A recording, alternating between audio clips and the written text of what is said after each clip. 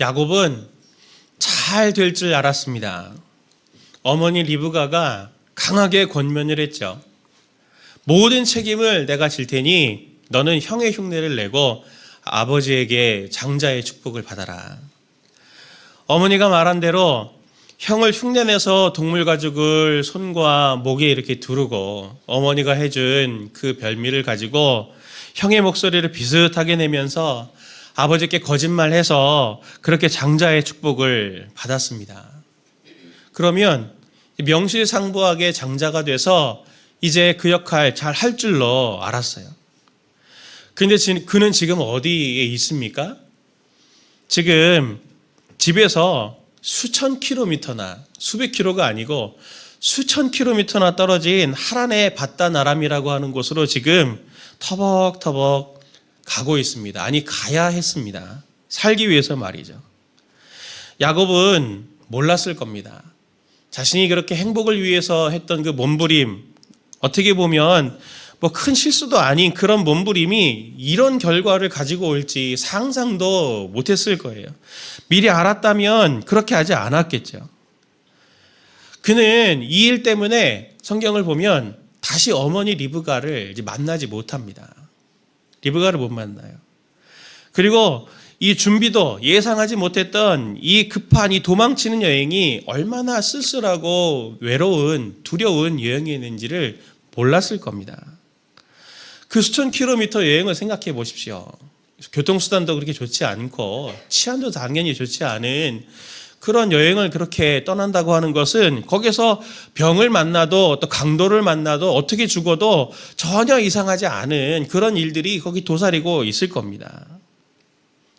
야곱이 행복을 위해서 이 단 한 번의 이 실수, 그것이 이 생존을 걱정해야 되는 처지가 될 걸 야곱은 정말 몰랐을 거예요. 야곱이 지금 상황에서 유일하게 할 수 있는 것은 아버지 이삭이 당부한 대로 이 하란, 라반이 있는 하란을 향해서 이제 갈 뿐입니다. 갈 곳도 없죠.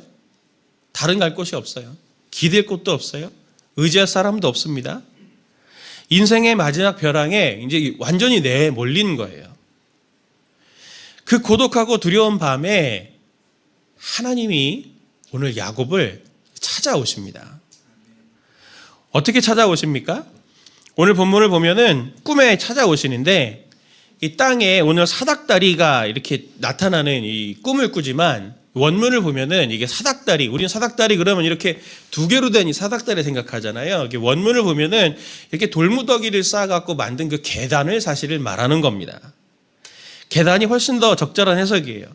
이 계단이 어디를 향해 있냐면 하늘에 닿았습니다. 그리고 그 계단이 끝에는 누가 계시냐면은 거기 하나님이 계시고 하나님의 사자들이 이 하나님과 이 야곱 사이를 오르락내리락 하는 그런 꿈을 꾸고 있습니다. 야곱이 하나님을 어디서 지금 만났나요? 창세기 28장 10절부터 11절 말씀 보면 이렇게 말합니다. 야곱이 브엘세바를 떠나서 하란으로 가다가 어떤 곳에 이르렀을 때에 해가 저물었으므로 거기에서 하룻밤을 지내게 되었다. 그는 돌 하나를 주워서 베개로 삼고 거기 누워 자다가 그랬는데 야곱은 길을 가다가 하룻밤 묵을 숙소마저 계획을 세울 수가 없어서 그냥 해가 지면 어떤 곳을 정해가지고 그냥 거기에 그냥 즉흥적으로 자는 거예요. 차디찬 돌 하나 그냥 주워가지고 베개로 삼고 오늘 잠을 청하고 있습니다. 어떤 삶입니까? 그냥 하루살이 같아요. 하루하루 되는 대로 아무런 계획을 세울 수 없어서 하루살이처럼 닥치는 대로 먹을 때 되면 먹고 잘 때 되면 자고 하는 그런 삶을 지금 사는 가장 비참한 처지, 가장 비참한 그 어떤 곳에서 하나님을 만납니다. 11절에 한 곳에 이르러는 할 때 이 이르다라고 하는 말은 히브리 말로는 이 파가라고 하는 단어를 쓰거든요. 이 파가라고 하는 게 이르다는 뜻이 아니고 이 만났다라는 뜻입니다. 만났다. 한 곳에서 하나님을 만난 거죠. 만남의 장소가 지금 된 겁니다. 이 파가라고 하는 단어가 쓰인 곳이 한 군데가 더 있는데 어디냐면은 창세기 32장 말씀이거든요. 창세기 32장에 야곱이 집으로 돌아옵니다. 근데 집으로 돌아올 때 걱정이 되죠. 이 형인 에서를 만나야 되는데 이 형이 나를 죽이겠다고 했으니 이 얼마나 두렵겠습니까? 그 두려운 여정길 시작에서 야곱은 오늘 꿈에서 만난 이 하나님의 사자를 거기에서 만났다라고 말합니다. 창세기 32장 1절 2절 말씀을 같이 함께 볼까요? 야곱이 길을 가는데 하나님의 사자들이 그를 만난지라. 야곱이 그들을 볼 때에 이르기를 이는 하나님의 군대라 하고 그 땅의 이름을 마하나임이라 하였더라. 아멘. 오늘 여기도 하나님의 사자 만나는데 꿈에 본 거기에서도 오늘 지금 28장에도 계단을 오르락내리락 하고 있는 사람들이 누굽니까? 하나님의 사자들 아닙니까? 하나님은 야곱이 결정적인 위기의 순간에 있을 때 그가 극도로 두려워하고 불안해할 때마다 반드시 만나주시는 하나님이셨습니다. 찾아와서 만나주시는 하나님이셨어요. 오늘 야곱의 이 이야기는 인생의 끝자락인 것 같더라도 살 소망이 내게 끊어져서 더 이상 소망이 없다 할 때라도 하나님을 만날 때, 찾아오신 하나님을 만날 때 어떤 일이 우리에게 일어나는가라고 하는 것을 우리에게 선명히 보여줍니다. 오늘 이 새벽에 하나님의 말씀을 그리고 하나님을 만나기 위해 오늘 찾아오신 우리 모든 성도님들, 하나님께서 그 삶의 자리 가운데서 만나주시고 오늘 이 야곱이 경험한 은혜가 성도님들에게도 넘치시기를 간절히 소원합니다. 야곱이 하나님을 만나서 일어난 변화가 어떤 것이 있냐면 첫 번째는 마음 둘 곳을 찾게 되었습니다. 장자로 꿈꿨던 야곱 입장에서 한번 생각해 보십시다. 제가 야곱이라면 내가 장자가 되면은 내 형보다도 어떻게 보면 우리 아버지 이삭 아내까지 자기 엄마의 아내를 팔려고 그랬잖아요. 생존을 위해서. 나는 내가 장자가 되면은 우리 형보다 훨씬 더 장자 역할 잘할 거야. 우리 아버지 역할보다도 잘할 거야 라고 생각했을지 모릅니다. 큰 포부를 가졌을지 몰라요. 그런 야곱이 지금 집을 떠나서 한 곳에 이르러서 해가 져가지고 피곤한 몸을 지금 쉬려고 그곳에 있는 돌을 찾아가지고 그 돌을 베고 잠을 청하는 모습을 한번 머릿속으로 그려보십시오. 먼 길을 가는 중에 한 번도 가보지 않은 그 먼 길을 가는 중에 밤을 만났으니 잠자리 당연히 준비할 수 있는 게 별로 없겠죠. 그리고 빨리 또 정리하고 가야 그 긴 길을 갈 수 있으니 얼마나 많은 준비를 했겠습니까? 최소한의 잠자리를 준비했을 텐데 얼마나 불편했겠어요. 야곱이 이곳에서 쉬기 위해서 돌 하나 취해서 베개를 삼고 누웠을 때 얼마나 그 돌이 딱딱하고 차디찼겠습니까? 또 누웠을 때 딱 몸으로 느꼈겠죠. 내가 우리 아버지 이삭과 리브가와 함께 있을 때 그 집의 그 안락한 이 집안 생활이 얼마나 그 따뜻한 음식이 생각이 나면서 아마 눈물이 이렇게 주르륵 흘리지는 않았을까 하는 그런 생각들 해보게 됩니다. 온 몸으로 내가 지금 당하고 있는 이 냉혹한 현실, 이 차가움, 외로움 이런 것들을 그냥 생각이 아니고 몸으로 아마 이렇게 다 느끼게 되었을 거예요. 이 차디찬 돌베개, 이 잠자리가 야곱의 지금 딱 현실입니다. 현 주소예요. 근데 성도님들 어떻습니까? 이렇지 않나요? 이 야곱 같지 않나요? 한때 큰 꿈과 포부를 가지고 내가 사회로 나와서 내가 그렇게 한번 잘 살아보리라. 나 아버지처럼 살지 않을 거예요. 나 어머니처럼 살지 않을 거예요. 그렇게 말했던 분들도 여기 계시죠? 그렇게 말하는 부모, 자녀들도 있을 겁니다, 여기. 예. 그럴 텐데, 실제 나와보시면서 뭘 발견하게 되셨나요? 얼마나 세상을 사는 것이 낙담이 많고 좌절이 많은 삶입니까? 그런데 야곱이 어쩌면 그 돌베개를 베고 이렇게 눈물을 삼키며 잠들었을지 모르는 그 어떤 날, 하나님께서 그에게 꿈으로 찾아오셔서 말씀을 주십니다. 15절 말씀을 우리 세 번역으로 같이 볼까요?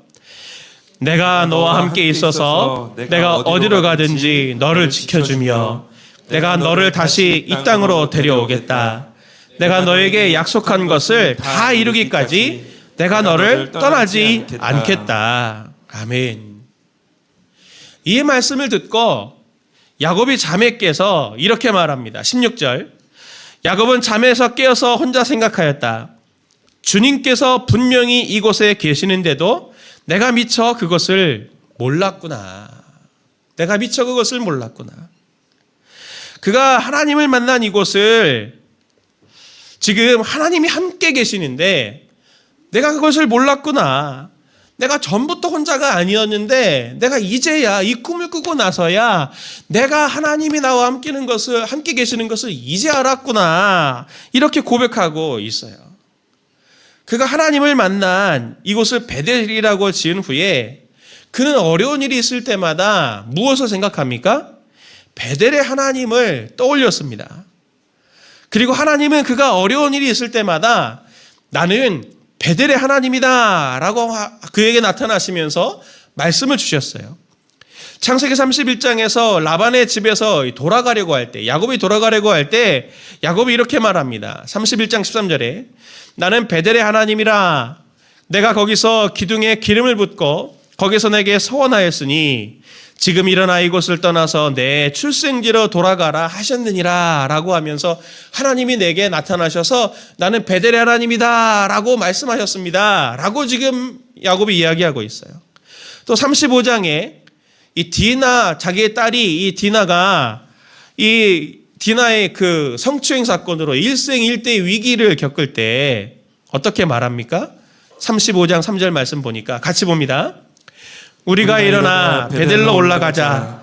내 환난 날에 내게 응답하시며 내가 가는 길에서 나와 함께 하신 하나님께 내가 거기서 제단을 쌓으려 하노라 하매. 베델로 올라가자 하면서 내가 가는 길에 나와 함께 하신 하나님이시다 라고 하면서 이렇게 고백하면서 항상 그에게 마음의 고향, 가나안 땅이 마음의 고향이 아니고 마음의 고향이 무엇이 되었습니까? 베델의 하나님이 마음의 고향이 되었습니다. 야곱은 이 꿈을 꾸고 나서야 하나님이 나와 함께 하시는데 내가 그것을 미처 몰랐구나 외쳤습니다. 성도님들 어떠십니까? 성도님들은 깨닫고 계십니까? 하나님께서 지금 나와 함께 하시다. 그것을 잘 깨닫고 계시나요? 성도님들에게는 정말 베델의 하나님이 있으십니까? 성도님들이 일상 속에서 특히 내가 힘들고 어렵고 사람들을 만나면서 부딪히고 버거우실 때 성도님들은 무엇을 찾으십니까? 돈? 보험? 연금? 이런 것들을 베델로 삼고 있는 것은 아닌가요? 나한테는 통장 계좌가 이게 이만큼 있으니 아직 나는 괜찮아. 나한테는 누구가 있으니 아직 괜찮아. 아직 나한테는 무엇이 있으니 아직 나는 괜찮아. 내가 그거 도움을 받으면 되지. 이렇게 혹시 생각하는 것들이 있으신가요? 건강이든 경제적인 거든 진로이든 사업이든 직장 문제이든 관계이든 어떤 어려움들이 있을 때 위기 상황들이 닥칠 때 성도님들이 직관적으로 딱 떠올리는 그것이 성도님들의 베델이 될 가능성이 큰데 오늘 베델의 하나님을 만난 야곱처럼 하나님을 딱 떠올리고 그를 의지하고 계십니까? 우리에게도 야곱같이 베델에서 만난 하나님을 근본적인 삶의 보루로 여기는 것이 정말 필요합니다. 야곱을 보십시오. 하나님 만나기 전에 야곱에게의 베델은 장자였어요. 그런데 장자가 되고 나니 장자가 되는 걸 소망하고 장자가 되고 나니 수단과 방법을 가리지 않고 그렇게 그 베델을 갖고 나니 어떤 일이 생겼습니까? 그 결과가 차디찬 돌베개예요. 차디찬 돌베개입니다. 오늘 우리가 삶의 한가운데서 우리가 주 중간에 이 기도의 자리에서 우리가 발견해야 될 것은 무엇입니까? 하나님을 만나되 내 마음의 고향, 나만의 마음의 고향, 나만의 베델의 하나님을 우리가 오늘 발견하고 다시 그것을 확인해야 됩니다. 내 환난 날에 내게 응답하시며 내가 가는 길에 나와 함께 하신 하나님, 그분을 오늘 발견하고 더욱더 발견하는 이 새벽이 되시기를 예수님의 이름으로 축원을 드립니다. 두 번째로 야곱이 하나님을 만나고 난 다음에 변화가 무엇이냐면 모든 것을 새롭게 일으켜 세워주십니다. 우리의 삶의 실패와 실수, 잘못 이런 것들이 없으면 정말 좋겠죠. 저도 제일 속상할 때가 있는데 그게 뭐냐면 저의 미숙함이나 잘 해보려고 했는데 실수할 때도 있고 또 제가 몰라서 미숙해서 잘못하는 경우들도 분명히 있겠죠. 그래서 성도님들이 저의 미숙함이나 실수나 이런 것들로 인해서 참 힘들어하고 마음 어려워하고 상처받을 때 제가 그때가 제일 힘들고 사실 속상할 때입니다. 그럼에도 제가 진짜 이렇게 미숙한데도 정말 하나님의 은혜로 여기는 것이 뭐냐면 내가 이렇게 실수가 많고 연약한데도 불구하고 하나님께서 저를 써주신다라고 하는 겁니다. 그리고 제가 이렇게 미숙하고 연약한 것들이 많은데도 하나님께서 우리 귀한 성도님들에게 호의와 동정의 마음을 주셔서 이렇게 부족한 자를 목사라고 여겨주시고 그리고 그를 따라서 위에서 기도해 주시고 함께 동역해 주시는 그런 것들을 보면서 이게 하나님께서 그 마음대로 주셔서 내가 이 자리에 있을 수 있구나라고 하면서 이게 참 하나님의 은혜로 제가 여기는데 그 속상한 일이 있을 때마다 제가 빨리 회복하고 기도하는 게 뭐냐면 제가 더 빨리 성숙해서 성도님들의 영적인 성장에 걸림돌이 되지 않길 바랍니다. 그러면서 제가 하나님 앞에 기도하며 다시 일어나요. 삶의 자리에서 성도님들도 저와 비슷하실 거라고 생각이 듭니다. 완벽한 존재가 아니잖아요, 우리가. 아빠, 엄마로서도 미숙한 것들이 많고 직장 생활하고 아무리 경험 많고 사장 되고 회장 되고 다 그렇게 된다고 할지라도 우리의 삶에는 그렇게 미숙한 것들이 끝이 없고 잘못하고 애써도 잘 안 되는 것들이 왜 그렇게 많습니까? 누가 실수 좋아하고 실패 좋아하는 사람이 어디 있겠어요? 아무도 없을 거예요. 근데 저를 비롯해서 우리 모두가 미숙하지만 아무리 잘하고 조심하려고 해도 죄성의 영향들이 있어서 내가 기대하지 않았던 일들로 인해 마음을 상처 주는 일들도 있고 받는 일도 생기고 실패하는 일들도 있지만 오늘 말씀을 보면 놀라운 하나님의 은혜가 하나 나타나는데 그것이 무엇이냐면 하나님이 야곱에게 나타나셔서 책망하지 않으신다는 겁니다. 모든 것을 다 보시고 아신 하나님이 형을 속이고 아버지를 속인 이 야곱에게 나타나셔서 너 왜 그랬냐? 그렇게 책망하지 않으시고 그리고 말씀을 우리가 쭉 보았지만 책망은커녕 아는 척도 하나도 하지 않으세요. 하나님이 야곱의 삶에 찾아오셨을 때 하나님은 야곱의 약함을 아시고 긍휼히 여겨주셨던 겁니다. 책망 대신에 하나님께서 하시는 게 있는데 그게 뭐냐면 변화를 일으키세요. 변화를 일으키십니다. 야곱이 하나님께서 야곱에게 찾아오셨을 때 나타난 변화는 한두 가지가 아닌데 앞서 11절에도 봤지만 야곱은 한 곳에 이르러서 이 돌 하나를 가져다가 베개를 삼습니다. 근데 하나님이 이 야곱을 만난 후에 야곱이 그것을 무엇으로 삼습니까? 18절 말씀을 보니까 야곱이 아침에 일찍이 일어나 베개로 삼았던 돌을 가져다가 기둥으로 세우고 그 위에 기름을 붓고 그 돌을 무엇으로 삼았다고요? 기둥으로 세웠다. 얼마나 큰 돌을 했길래 세상에 그게 기둥이 됩니까? 돌베개 그렇게 큰 돌을 갖다가 베개로 삼아야 되겠습니까? 그거 세울 수가 없는데 세울 만한 돌이면 작은 돌일 거잖아요. 그걸 또 세웠다고 그게 무슨 기둥이에요? 기둥이 아닙니다. 여기서 말하는 기둥은 그냥 기둥을 말하려고 하는 게 아니에요. 여기서 기둥을 세운다라고 하는 것은 뭘 말하냐면 당시의 계약의 증표를 말합니다. 기둥을 이렇게 세워가지고 그걸 약속의 증거, 계약서처럼 여기는 거죠. 평범한 돌, 하룻밤 쓰고 잊어버릴, 무심코 버릴 그 돌이 약속의 증표가 되는 거죠. 세워서 약속의 증표가 되는 겁니다. 또 19절에 보면 야곱이 오늘 이르러서 잠을 청한 그 한 곳, 그곳의 이름이 원래 뭡니까? 루스죠, 루스. 루스의 뜻은 견과류라는 뜻입니다. 견과류. 아마 거기에 무슨 견과류가 많이 났던 모양이죠.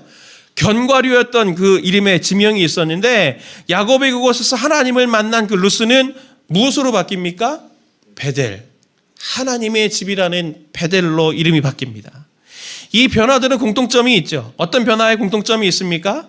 이 모든 변화가 하나님을 만난 후에 일어난 변화라고 하는 공통점이 있어요. 또 두 번째로 그 전에 이 루스든지 한 곳이잖아요. 루스든지 이 무의미하고 무가치한 이 돌이 나한테 매우 중요한 의미를 지니는 베델이요 기둥으로 바뀌었다라고 하는 것이 중요한 변화입니다. 무가치한 게 굉장히 소중한 것으로 변하는 거죠. 그리고 가장 큰 변화는 바로 무엇입니까? 야곱에게 있습니다.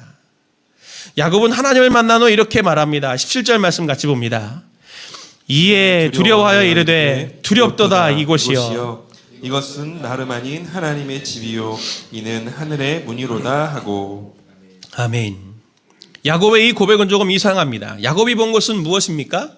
야곱이 본 것은 하늘에 닿은 계단이었어요. 거기 하나님의 사람들이 오르락내리락하는 계단을 본 거지 집이 아니잖아요. 집이 아니에요. 그러니까 하나님의 계단을 보았다 이렇게 얘기해야지 하나님의 집이로다 이렇게 말하는 게 이상하죠. 사무엘하 7장을 보면 다윗이 이스라엘의 왕이 되고 난 다음에 하나님의 성전을 건축하려고 합니다. 그때 나단과 상의할 때 하나님께서 나단에게 이렇게 말씀 주시죠. 사무엘하 7장 4절 5절 말씀 보면 그 밤에 여호와의 말씀이 나단에게 임하여 이르시되 가서 내 종 다윗에게 말하기를 여호와께서 이와 같이 말씀하시되 내가 나를 위하여 내가 살 집을 건축하겠느냐. 내가 살 집을 건축하겠느냐. 여기서 살 집이 뭡니까? 그게 성전이죠. 성전을 하나님이 거하시는 집으로 지금 불렸습니다. 야곱은 자기가 지금 본 그곳, 하나님과 하나님을 섬기는 천사들이 오르락내리락 하는 그곳이 바로 하나님의 집, 하나님의 성전으로 깨닫게 된 거예요. 그리고 야곱은 하나님의 말씀을 받죠. 우리가 읽었던 창세기 28장 15절 말씀, 내가 너와 함께 있어서 내가 어디로 가든지 너를 지켜주며 내가 너를 다시 이 땅으로 데려오겠다. 내가 너를 약속한 것을 다 이루기까지 내가 너를 떠나지 않겠다 하면서 하나님이 4번이나 너와 함께 있고 너를 떠나지 않고 너를 데려오고 내가 너를 계속 너와 하면서 지금 계속 강조하시는데 하나님의 약속을 보면 하나님의 약속이 뭡니까? 야곱이 있는 곳이 하나님이 계신 곳이고 야곱이 있는 곳이 성전이 되게 해주시겠다라고 하는 것입니다. 야곱이 성전되어서 야곱이 있는 곳에는 뭐가 있는 거예요? 하나님과 연결된 계단이 있고 하나님과 연결된 한 라인이 있는 거예요. 야곱이 하나님을 만나고 난 후에 모든 것이 새로워졌습니다. 야곱 그 자신은 물론이고 그의 절박한 현실을 상징하는 그가 베고 잤던 돌베개 그리고 우연히 하룻밤을 잔 장소 루스 그 하나하나가 의미 있고 소중한 것들로 하나님께서 쓰시는 것들로 변화되게 된 것이죠. 근데 사실 이게 하나님의 꿈입니다.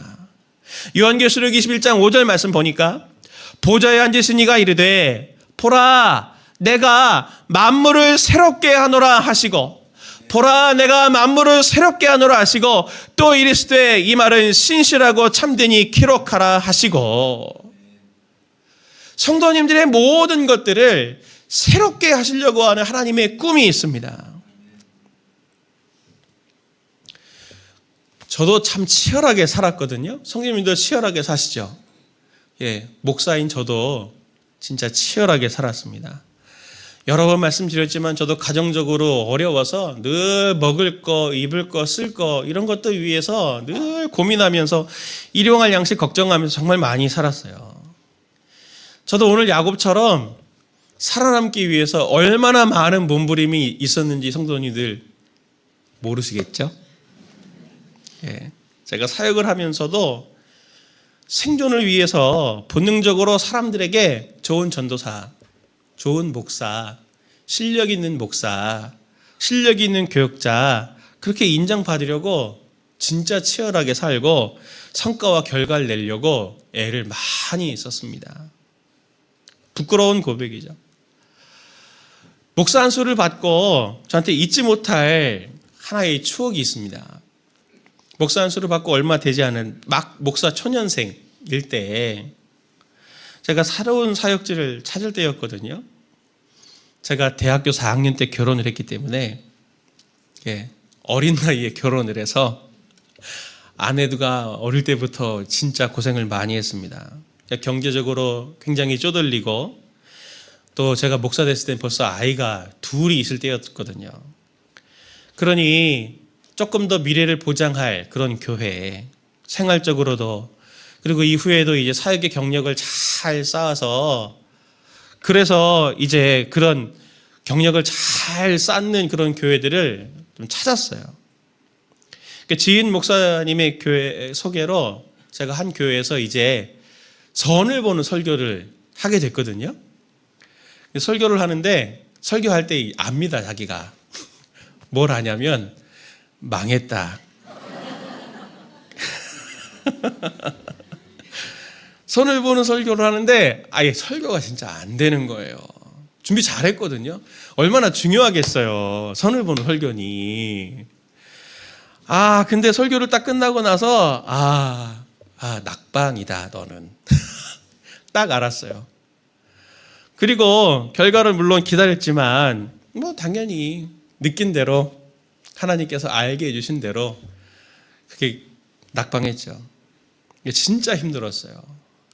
뭐가 힘들었냐면 낙방해가지고 힘들었던 게 아니고 저한테 진짜 힘들었던 건 순수하지 못했던 제가. 순수하지 못했던 제가. 그리고 변질된 제가. 그걸 보면서 정말 부끄럽기도 하고 진짜 너 사꾼이냐. 이런 것들 자기연민 때문에 제가 정말 힘들었습니다. 목사로 내가 계속 사역을 할 수 있을까 이런 마음을 가지고 이 비슷한 상황 처하면 나는 또 이렇게 또 넘어지지 않을까. 일찍 그만두는 게 낫지는 않을까. 자기연민에 심하게 빠졌었어요. 그렇게 하나님께 힘들어서 기도하고 있을 때 하나님께서 저에게 찾아오셨습니다. 그래서 주신 말씀은 딱 한마디였어요. 정건아, 내가 너의 아버지다. 내가 너의 아버지다. 이 한마디가 많은 것들을 담고 있는 거죠. 너 왜 그렇게 걱정을 하냐. 네 삶에 대해서. 내가 네 아버지다. 너의 미래에 대해서 왜 이렇게 걱정을 하냐. 내가 네 아버지다. 하나님은 저에게 오셔서 저를 책망하지 않으시고 제 마음을 따뜻하게 만져주시면서 저를 다시 일어나게 해주셨습니다. 저에게 실패와 부끄러움 속에서 만나주신 그 하나님은 저에게 늘 제가 실수할 때마다 또 제가 초심을 잃었을 때 다시 그때 하나님 저에게 그렇게 찾아오셔서 나로 그때 그렇게 나를 말씀해 주셨지라고 하면서 넘어져도 제가 다시 일어나서 초심을 회복하게 하시고 넘어져도 다시 일어나서 사역을 할 수 있는 사역자로 하나님께서 서게 하시는 은혜가 됐어요. 성도님들, 하나님이 저와 성도님들에게 주시는 가장 큰 은혜는 하나님께서 성도님들에게 가지고 계신 기도의 제목에 응답해 주시는 그게 큰 은혜가 아닙니다. 진짜 큰 은혜는 하나님께서 이렇게 내 삶 가운데 찾아와서 나를 만나주시는 은혜가 가장 큰 은혜입니다. 하나님께서 나를 만나주실 때 내 삶의 일상에서 무의미하고 무가치한 그거 하나하나가 의미를 갖게 돼요. 의미를 발견하게 돼요. 하나님의 계획이 있었구나라고 하는 그 뜻을 발견하게 됩니다. 그것이 성공이든 실패이든 그게 절망이든 좌절되는 일이든 그것이 내가 의도한 것이든 의도하지 않은 것이든 그것이 하나님께서 내 삶에 만나주시게 되면 하나님의 손에 붙들린 하나님의 손에 쓰이는 도구가 되더라고요. 그것으로 변화되더라고요. 오늘 야곱에게 주신 말씀 28장 14절 말씀처럼 내 자손이 땅에 티끌같이 되어 내가 서쪽과 동쪽과 북쪽과 남쪽으로 퍼져갈지며 땅의 모든 족속이 너와 내 자손으로 말미암아 복을 받으리라 하신 이 말씀처럼 나를 통해서 하나님께서 주시는 복이 사방 곳곳에 흘러가게 하십니다. 하나님께서 만나주실 때 말이죠. 하나님께 있어서 저와 성도님들은, 성령으로 성전된 저와 성도님들은 포기할 수 없는 정말 소중한 존재라고 하는 것을 성도님들 아십니까? 우린 이것을 지금 깨달아야 합니다. 우리를 하늘에 연결된 계단, 하나님께 연결된 계단으로 하나님 생각하시기 때문이죠. 오늘 혹시 기쁜 실패로 낭망하신 성도님들 이 자리에 계십니까? 나 인생의 끝자락에 있어서 더 이상 소망이 없어. 그렇게 광야 같은 삶에 나 혼자 있다. 그렇게 생각하시는 분들 계십니까?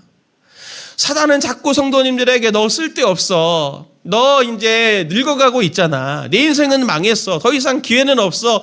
그렇게 참소할지 몰라요. 그래야, 낭망시켜야 하나님의 뜻이, 하나님의 연결 통로가 끊어지게 되니까요. 그 소리에 귀를 기울이지 마십시오. 오늘 이 새벽에, 이 하루에 우리가 기도하면서 하나님, 나를 찾아와 만나주시고 내게 말씀해 주시는 은혜가 있기를 원합니다. 사모하시는 성도님들 되시기를 바랍니다. 야곱의 속임과 실패까지도 하나님께서 만남의 재료로도 쓰시고, 나의 실패와 실수한 낭망한 상황조차 하나님 앞에 내려놓을 때 하나님은 그것을 돌베개가 아니라 약속의 징표인 기둥으로 삼으시고, 루스가 아니라 베델로 삼으시고, 야곱이 아니라 이스라엘이라 말씀하시면서 하나님께서 은혜를 부어 주실 겁니다. 우리가 하나님 앞에 이 시간 나아갈 때 하나님 나를 불쌍히 여겨 주옵소서. 나의 실패와 낙담된 것을 불쌍히 여기시고 야곱처럼 만나 주옵소서. 실패한 삶의 한가운데서 나를 만나 주셔서 하나님, 실패까지도 의미 있게 변화시켜 주시고 이 실패한 것을, 이 삶을 재료로 삼으사 나를 통해 내 주변이 복을 받게 하여 주옵소서. 이렇게 기도하며 나아가는 이 새벽 되시기를 예수님의 이름으로 축원을 드립니다.